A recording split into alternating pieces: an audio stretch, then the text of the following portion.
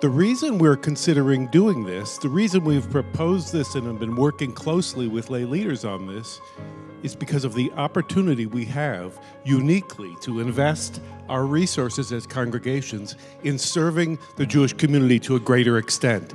It's an incredible opportunity, actually, because it doesn't happen very often. This is about all of our community acquiring the possibility, the creativity, and the opportunity to reach many more people and to reach people more deeply and personally and in a connective way. I don't know of other congregations in our country that are willing to actually look at a different model of partnership, to actually think big about what Jewish living could look like in their towns, to actually be willing to take a risk and be inquisitive and curious and innovative. And so I feel incredibly grateful to be part of a community like these, to be exploring something big and new and different. It takes, I think, boldness and chutzpah, but in the best way. This is going to be, if it comes together, one of the most marvelous things that has ever happened in Cleveland Jewish history.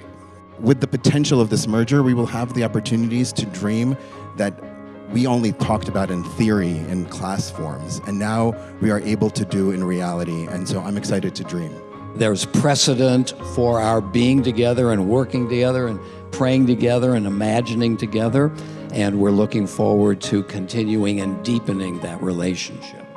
The opportunity here is to build a new congregation, a new entity, positioned better than the individual entities to serve every one of us and more. Eventually people will join the congregation and they'll never know who came from where, and it'll all be one, and there'll be a very unified, our clergy, as opposed to theirs or mine, and I really do believe that that will happen. There's a spirit of collaboration and partnership, which I think is a fundamental element in the success of what everyone is working for, and once achieved will be a distinctive element of what gives this new congregation its identity.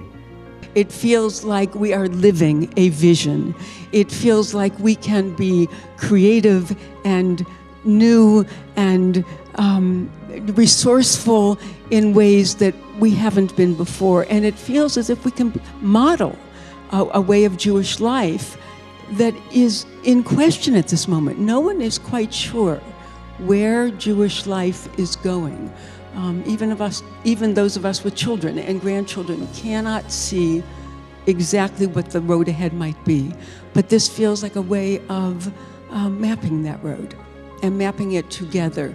Think about the opportunities and the potential to work together to create the kind of change that could be transformational in this community, in this region, in this country. And what a beautiful way to kind of bring two different communities together and build on that legacy without taking anything out or choosing one or the other, but rather preserving all of those legacies kind of together. There are more people to preserve these legacies. So I really see enormous intergenerational potential. And anytime we're doing something in our community, there's something about it that we're doing for us in this moment, and also in the back of our minds, there's also this ledor vador, right? The next generation. Here you have two of the most historic congregations of the Reform movement, two pillars of Reform Judaism in North America, venerable, historic, long-standing, strong, vibrant places, saying, let's not just think about the Jewish future, let's build that future, and let's do it together.